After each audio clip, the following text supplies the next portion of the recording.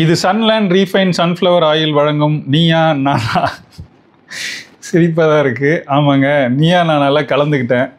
பல பேர் பார்த்துருக்க கூட, சிலருக்கு தெரியாமல் இருந்திருக்கலாம், பார்க்காம விட்டுருப்பீங்க.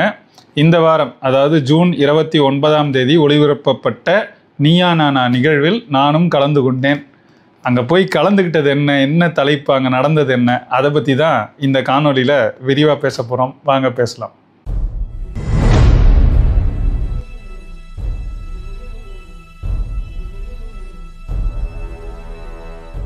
அனைவருக்கும் வணக்கம். சொன்னது போல் இந்த வாரம், அதாவது ஜூன் 29 ஒளிபரப்பாகுது. அது நம்மக்கிட்ட எப்படி வந்தாங்கன்னா, அந்த தலைப்பை ஒட்டி தான். தலைப்பு என்னென்னா, தமிழ் வர்சஸ் தங்கிலீஷ். தமிழில் எழுதுறது வர்சஸ் தங்கிலீஷில் எழுதுறது. இந்த பேச்சில் ஆங்கிலம் கலக்கிறத பற்றி இல்லை, எழுதுறதே தமிழ் சொற்களையே ஆங்கிலத்தில் எழுதுறது, அந்த எழுத்து முறையை பற்றின ஒரு விவாதம். அதுக்கு நம்ம அண்ணன் ஒருத்தர் மூலமாக நம்மளை தொடர்பு கொள்கிறாங்க. என்றைக்குன்னா, சரியாக அண்ணன் சீமான் அவர்கள் கல் இறக்குற போராட்டம் நடத்துகிறார். ஜூன் 15 அந்த போராட்டம் அங்கே போயிருந்தேன். நானும் திருச்செந்தூர்லேருந்து சென்னை நோக்கி வந்துக்கிட்டு இருக்கேன். அப்போ தான் எனக்கு அழைப்பு வருது. கேட்டாங்க, என்றைக்குன்னு கேட்டால், அடுத்த நாள் கலந்துக்கிறீங்களா அப்படின்னாங்க. சரி கலந்துக்கிறேன் அப்படின்னு சொல்லிட்டு, நம்ம சார்ந்த தலைப்பாச்சே பேசலாம் அப்படின்னு சொல்லிட்டு கலந்துக்கிறேன் அப்படின்னு சொல்லிட்டேன். எப்போ வரணும்னா 5 மணிக்கு ஷார்ப்பாக அந்த EVP ஃபிலிம் சிட்டிக்கு வந்துடுங்க அப்படின்னு சொன்னாங்க. சரி, நம்ம வந்துட்டு அன்றைக்கி 16ஆம் நாள் நமக்கு வேலை இருக்குது. ஆஃபீஸ் வேலையெல்லாம் பார்த்துட்டு கொஞ்சம் முன்னாடியே சொல்லிவிட்டு கொஞ்சம் சீக்கிரம் முடிச்சுட்டு கிளம்பி போகிறேன். அவங்க 5ன்னு சொன்னதுனால நான் சரியாக 5 மணிக்கு அங்கே உள்ளே போயிட்டேன். போன பிறகு அங்கே தொடங்கிறதுக்கான அறிகுறியே இல்லை. எனக்கு தெரியும் ஓரளவுக்கு கொஞ்சம் தாமதமாகும்னு. அந்த எண்ண ஓட்டத்தில் தான் போனேன். ஆனால் போய் பார்த்தா அதுக்கான சுவடே இல்லை. அங்கே இப்படி இருக்கே அப்படின்னு சொல்லிட்டு பார்த்தா, ஏற்கனவே இதுக்கு முன்னாடி தலைப்பான, ஏற்கனவே போன வாரம் பார்த்துருப்பீங்க, இந்த டீ கடை இல்லைன்னா உணவகங்கள் தொடர்ந்து நஷ்டமானவர்கள், இல்லைன்னா அதை ப்ரமோட் பண்ணவங்களோ இல்லை நல்லா நடத்தினவங்களோ, அது நடந்திருக்கு. அந்த தலைப்புக்கான விவாதமே நடந்துக்கிட்டு இருக்கு. நாங்கள் போகும்போது, நான் போயிட்டு ஒரு 1.5 மணி நேரம் 6:30 மணிக்கிட்ட தான் அது முடியுது, அந்த தலைப்பு விவாதமே. அது முடிஞ்ச பிறகு, அப்போ தான் முடிஞ்சு அவங்களாம் வராங்க. அப்போது நிறைய நேரம் ஆகுன்றது தெரிஞ்சிருச்சு. அப்புறம் பார்த்தா ஒரு 7:30 மணி போல் எங்களை கூப்பிட்டு உட்கார வச்சாங்க. 7:30 7:45 போல் உட்கார வச்சோன்னே, சரி தொடங்கிடுவாங்க, நான் கூட ஒரு 8 மணிக்கெலாம் தொடங்கிடுவாங்க அப்படின்னு நினச்சேன். நம்மள்கிட்ட சொன்னது என்னென்னா, 5 மணிக்கு வாங்க, இப்படி 7 மணி போல் தொடங்கிடுவோம், 1 மணிக்கு முடிச்சிடலாம், 4-5 மணி நேரம் நடக்கும் அப்படிங்கிறது தான் அவங்க சொன்னது. ஆனால் 7-8 மணிக்கிட்ட தான் உட்காந்துருக்கோம். அப்போ பார்த்து இன்னும் கொஞ்சம் நேரம் ஆகும்னு சொல்லிட்டு, எல்லோரும் போய் சாப்பிட்டு வந்துடுறீங்களா, இரவு உணவு சாப்பிட்டீங்கன்னா ஒரே ஸ்ட்ரெச்சில் முடிச்சிடலாம் அப்படின்னு அவங்க சொன்னது. சரி அப்படின்ட்டு போனோம், சாப்பிட்டோம். நான்லாம் சீக்கிரமாகவே 8:20 8:30க்குள்ளேயே உட்காந்துட்டேன். திரும்ப பார்த்தா 9:15 தொடங்கலை. 9:20 போல் தான் கோபிநாத் வரார். வந்த பிறகு கொஞ்சம் கொஞ்சமாக அணியப்படுத்திட்டு ஒரு 9:30 போல் தொடங்கினாங்க நிகழ்ச்சி. சரி தொடங்கிட்டாங்க, நல்லா போவோம், இனி சொன்னது போல் ஒரு 1 மணிக்கு முடிச்சிருவாங்கன்னு நினச்சேன். அங்கே தான் ட்விஸ்ட்டு. 3:15 வரைக்கும் போச்சு. 3:15, அதாவது கிட்டத்தட்ட காலை 3:15 வரைக்கும் போச்சு. அதில் சரி, இது நேரத்தை பொறுத்து எப்படி நடந்ததுன்றத சொன்னேன். இப்போ அந்த நிகழ்ச்சியில் என்ன பேசணும், பேசு பொருள் என்னன்றது தெரியும். தமிழுக்கு நம்ம தரப்பு, தங்கிலீஷ்க்கு எதிர் தரப்பு. இப்போ தமிழ் தரப்புக்கு பார்த்திங்கன்னா ஓரளவுக்கு சில அறியப்பட்டவர்கள் இருந்தாங்க. முதன்மையாக பார்த்திங்கன்னா பாடலாசிரியர் பார்வதி மீரா அவங்க இருந்தாங்க. அதுக்கு பிறகு தமிழறிஞர்கள் ஒரு 2 பேர் இருந்தாங்க. ஒருத்தர் ஆறு கதிரவன் ஐயா, எல்லோரும் பார்த்துருப்பீங்க. இந்த பதாகைகள்லாம் பிழையாக இருந்துச்சுன்னா போயிட்டு அதை திருத்தி காணொலிகள் போடுவார். பெரிய பிரபலம் அவர் அந்த செய்திக்கு. இலக்கணம் சார்ந்து மிக நேர்த்தியான ஒரு அறிவை கொண்டவர். அதே போல் திருவள்ளுவன் இலக்குவனர் ஐயா, இலக்குவனர் தெரியல, மொழிப்போர், அந்த இலக்குவனர் ஐயாவுடைய மகன் திருவள்ளுவன், அவர் கலந்துக்கிட்டார். இவங்க இருந்தாங்க. நான் முதல் வரிசையிலே என்னையும் உட்கார வச்சுருந்தாங்க, பார்த்துருப்பீங்க. எனக்கு பக்கத்தில் இன்னொருத்தர் இருந்தார், அவர் பேரே தமிழாசான்னு சொன்னார். அவர் கடைசி வரைக்கும் அந்த நிகழ்ச்சியில் பேசவே இல்லை. மற்ற 4 பேருமே நாங்கள் முதல்ல இருந்தவங்களும் பேசினோம், எல்லாருமே கொஞ்சம் கொஞ்சம் பேசினாங்கன்னு வச்சுக்கோங்க. அதே மாதிரி தங்கிலீஷ் தரப்புக்கு பார்த்திங்கன்னா அறியப்பட்ட முகங்களாக யாருமே இல்லை. எல்லாம் பெரும்பாலும் ஒரே நிறுவனத்திலேருந்து வந்திருந்தாங்க. அவங்க எல்லாருமே ஐடியில் ஒரு நிறுவனத்தில் பணிபுரிகிறோம், பெரும்பான்மையானவர்கள் அதில் வந்திருந்தாங்க. அதுக்கப்புறம் இன்னும் கொஞ்சம் பேர் வந்திருந்தாங்க, பேசினாங்க. இது நடக்குதுன்னு வச்சுக்கோங்களேன். என் பார்வையில் கேட்டால் தலைப்பே தவறுன்னு தான் சொல்லுவேன். அதுலேயே நம்ம ஆங்கிலத்தை எந்த அளவுக்கு உள்வாங்கியிருக்கோங்கிறத காட்டுறோம். என்னென்னா, தமிழுங்கிறது சரி, அதுக்கு எதிராக வைக்கிறது தங்கிலீஷ்னு வைக்கிறோம். அது இங்கிலீஷையும் தமிழையும் கலந்து தங்கிலீஷ் அப்படின்னு சொல்கிறோம். அதில் கூட நம்மளால் தமிழில் சொல்ல முடியல. தமிழில் ஆங்கிலத்துக்கு பேர் என்ன, இங்கிலீஷுக்கு பேர் என்ன, ஆங்கிலம். அப்போ தமிங்கலம்னு சொல்லலாம். தமிங்கலம்ன்றது இந்த மாதிரி பயன்பாட்டுக்கான ஒரு சொல்ல இங்கே ரொம்ப நாளாக இருக்கவும் செய்யுது. அப்படி பார்த்தா அந்த தலைப்புலேயே இந்த சிக்கல் இருந்ததை நம்ம உணரணும். இது மட்டும் இல்லாமல் விவாதம் தொடங்கிருச்சு, எல்லாரும் பேசுகிறாங்க. பேசும்போது வழக்கம் போல் அந்த தரப்பில் என்னென்ன சிக்கல், ஏன் இப்படி எழுதுறீங்க அப்படிங்கிறத அவர் கேட்குறாரு. அதுக்கு அவங்க பதில் சொல்கிறாங்க. அப்புறம் இந்த தரப்புக்கு வந்த உடனேவே தமிழறிஞர்களில் ஒருத்தர் மிக உணர்ச்சி வயப்பட்டு ஒரு கருத்தை சொல்ல உடனே அப்படியே நிறுத்திட்டாரு கோபி. நிறுத்திட்டாருன்னா என்ன, இப்படி பேசுறதுனால தான் அவங்களாம் ஓடிடுறாங்க அப்படின்னு சொல்லி அதை இது பண்ணி விட்டார். ஆனால் அதாவது முழுமையாக அப்படியும் கொண்டு போகலன்னு வச்சுக்கோங்களேன். கோபிநாத்தே நிறைய இடங்களில் சான்றுகளோட சொல்கிறார். அது அவர் சொன்ன சான்று எல்லாருமே பார்த்துருப்பீங்க, நிகழ்ச்சியில் வந்தது, ஒளிபரப்பானதுலேயே வந்தது. இந்த மலாய் மொழியை பற்றி சொல்கிறார். மலாயில் என்ன எழுத்தில் எழுதுகிறாங்க தெரியுமா, ஆங்கிலத்தில் எழுதுகிறாங்க. ஏன்னா அவங்களுக்கு ஸ்கிரிப்ட் இல்லை, இருந்து விட்டாங்களா இல்லவே இல்லையாங்கிறது நமக்கு தெரியல. அப்போ இதை ஒரு சான்றாக அவர் சொல்கிறார். நானும் பின்னாடி ஒரு கட்டத்தில் பேசும்போது இதை ஒட்டிய ஒரு சான்றை சொன்னேன். பிலிப்பினோ மக்கள் இருக்காங்க, அவங்க பிலிப்பினோன்ற ஒரு மொழி இருக்குது. நீங்கள் அந்த மொழியை எடுத்து பார்த்தீங்கன்னா ஸ்பானிஷ் மாதிரியே இருக்கும். அப்படியே ஸ்பானிஷ் தான் அது, கிட்டத்தட்ட ஸ்பானிஷோட ஒரு மருவிய ஒரு வடிவம். 90 விழுக்காடுக்கு மேலே ஸ்பானிஷ் மொழி தான் அது. அப்போ அது ஸ்பானிஷுங்கிறது ஆங்கில ஸ்கிரிப்ட் தான், அதனால் ஸ்கிரிப்டும் அவங்களுக்கு ஆங்கிலம் தான். ஆனால் பிலிப்பினோ மக்களை பார்த்தீங்கன்னா அவங்களுக்கு பல மொழிகள் இருந்துச்சு, பல இனக்குழுக்களாக அங்கே இருந்தாங்க. எல்லாரும் சேர்ந்து இருந்த ஒரு நாடாக தான் முன்னாடி இருந்திருக்கு.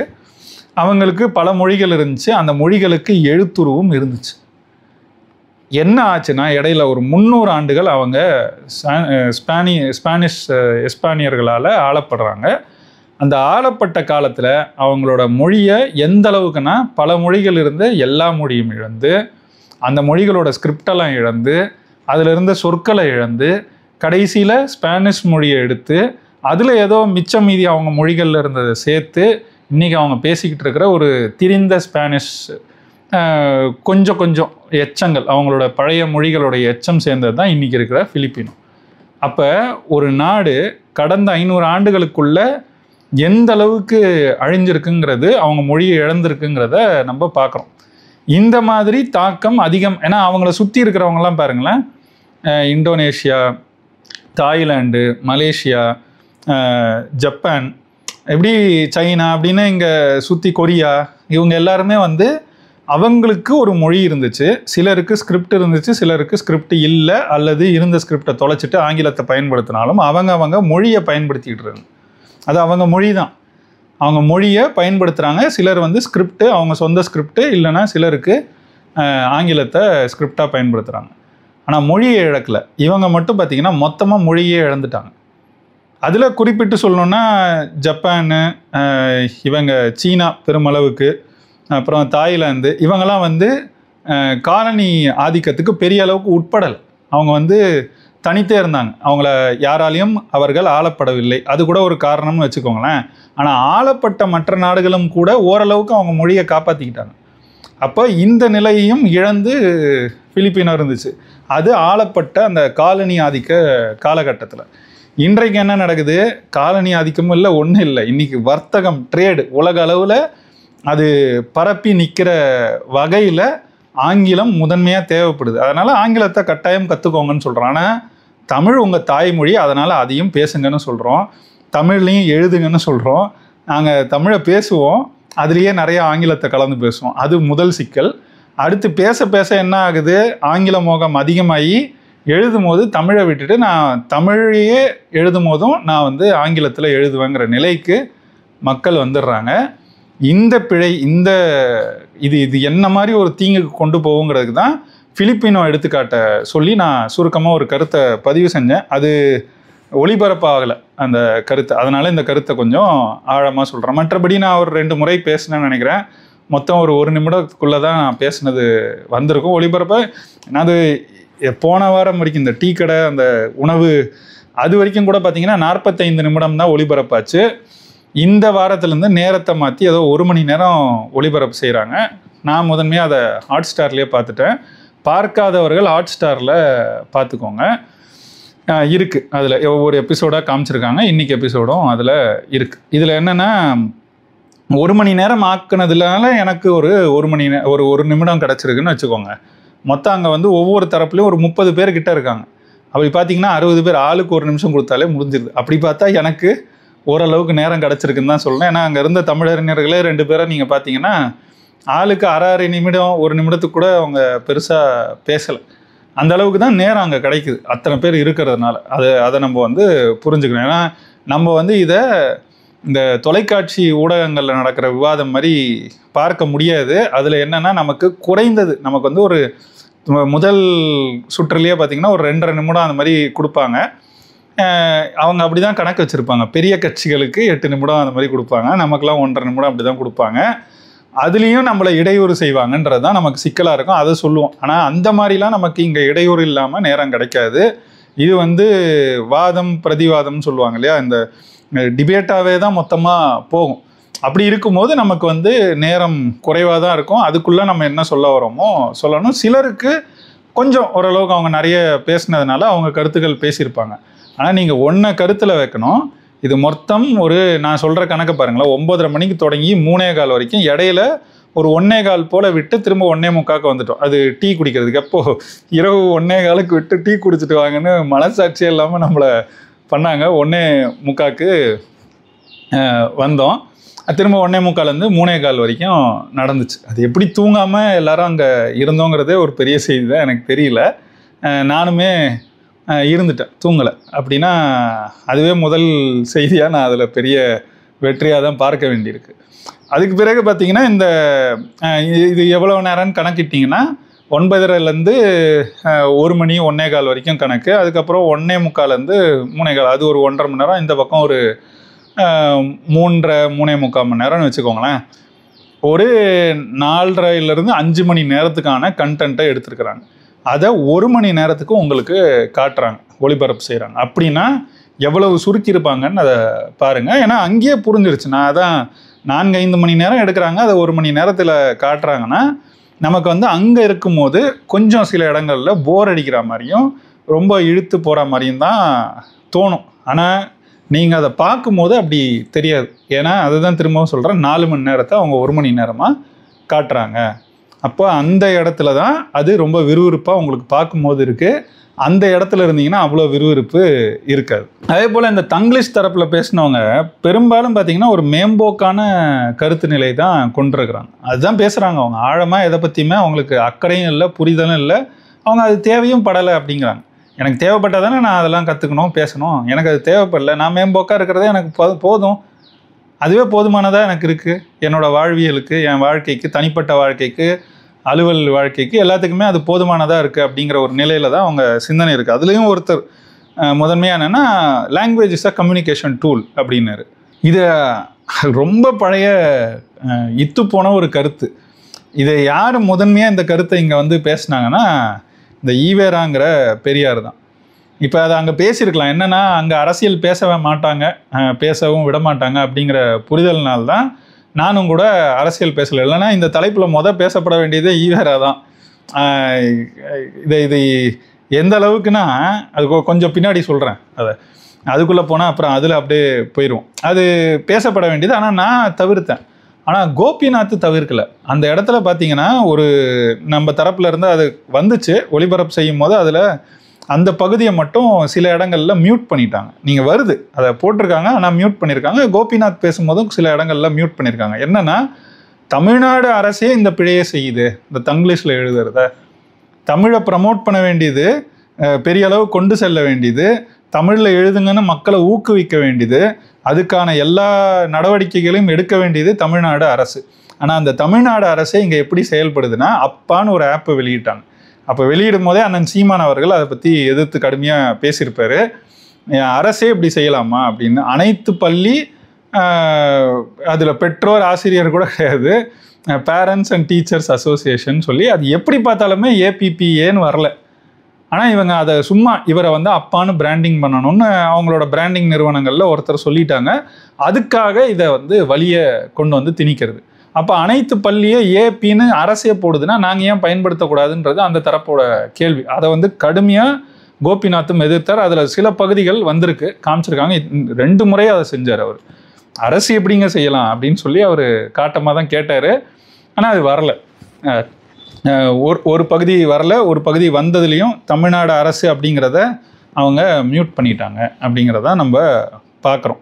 இன்னொரு காரணம் அங்கேயே கோபிநாத்தும் சொல்லியிருப்பார், சோம்பல். நான் ஏன் மெனக்கெட்டு தமிழில் அப்படிங்கிற ஒரு நிலை தான் அங்கே இருக்கிற தங்கிலீஷ் பேசுகிறவங்களுக்கு இருக்குது. இந்த சோம்பலும் இந்த communication tool, it's just a communication tool, எனக்கு வந்து பேசிக்கிறதுக்கு கருத்து பரிமாறிக்கிறதுக்கான ஒரு கருவி மொழி அப்படின்னு பேசினதெல்லாம் பார்த்தீங்கன்னா இந்த இத்து போன ஈவேராவோட கருத்தியல் தான் இது.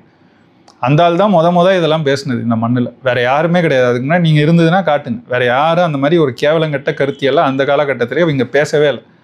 எப்படி தமிழ் மொழிக்கு, அதுவும் இன்று நாம் பேசும் தூய்மை அடைந்திருக்கக்கூடிய ஒரு தமிழ் மொழிக்கான தந்தையா மறைமலை அடிகளை சொல்கிறேன். ஏன்னா அது வரைக்கும் மணிப்பிரவல நடைன்னு சொல்லுவாங்க. அதில் நிறைய வடமொழி சொற்கள் கலந்து, இன்றைக்கும் வடமொழி கலந்துருக்கு, இன்னும் பிற மொழிகள் கலந்துருக்குன்னு வச்சுக்கோங்க. ஆனால் பெரிய அளவுக்கு வடமொழி கலந்து நம்ம பேசிக்கிட்டு இருந்த நிலையை மாற்றினது மறைமலை அடிகள் தான்.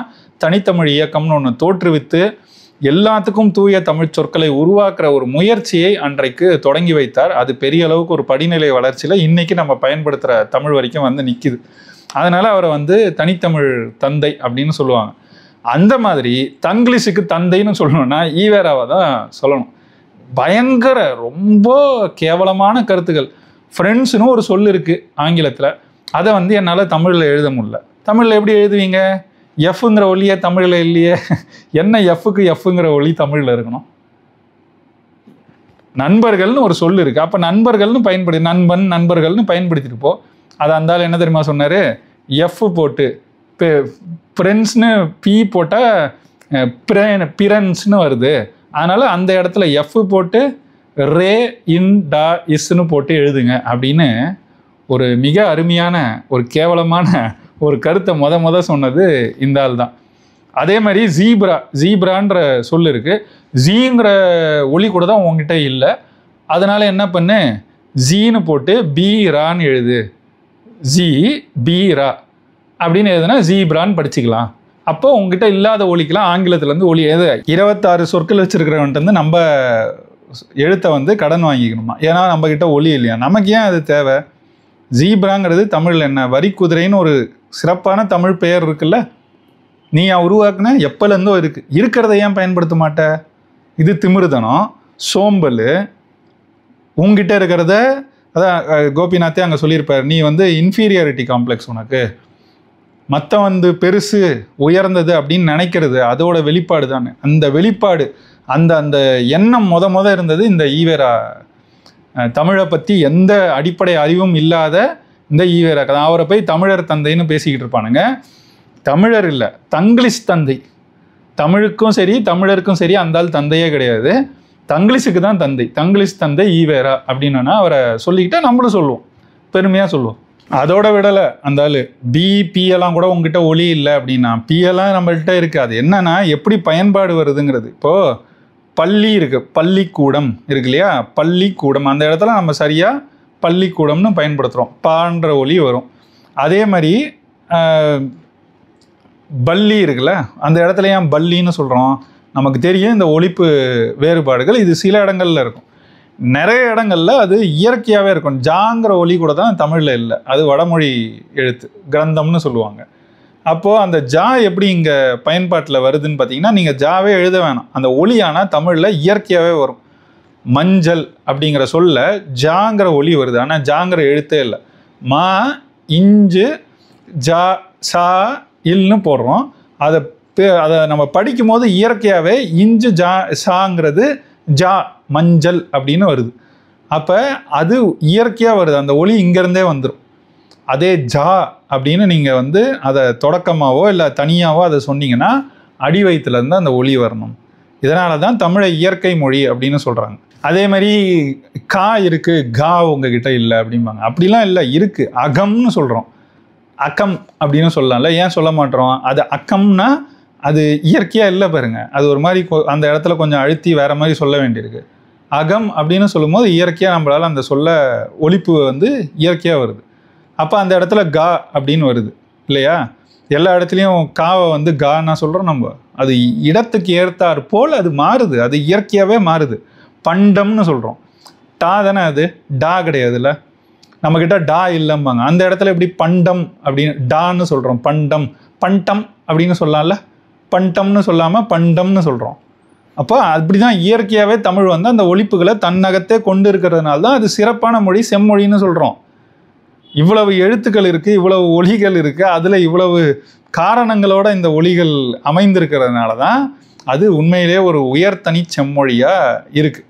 இந்த மொழியே இப்படிலாம் கெடுக்கிறதுக்கு வழிவகுத்த ஒரு பைத்தியக்காரன், அந்த பைத்தியக்காரன் வழி வந்த அரசியல் தலைவர்கள் எல்லாரும் அதை பல இடங்களில் ப்ரமோட் பண்ணி இன்னைக்கு வரைக்கும் அதை கொண்டு வந்து சேர்த்து இன்றைக்கி விளம்பரங்களில் எல்லா இடத்துலையும் போடுறாங்க. இப்போ இல்லாட்டி எப்போன்னு ரஜினிகாந்த் ஒன்று சொன்னாருங்க, அதை கொண்டு வந்து இப்போது வீடு விற்கிறவங்களாம் பார்த்தீங்கன்னா ஒரு பெரிய பதாகை ஒன்று இங்கே நான் வாழ்கிற இடத்துல முதன்மை சாலையில் பார்க்குறேன்.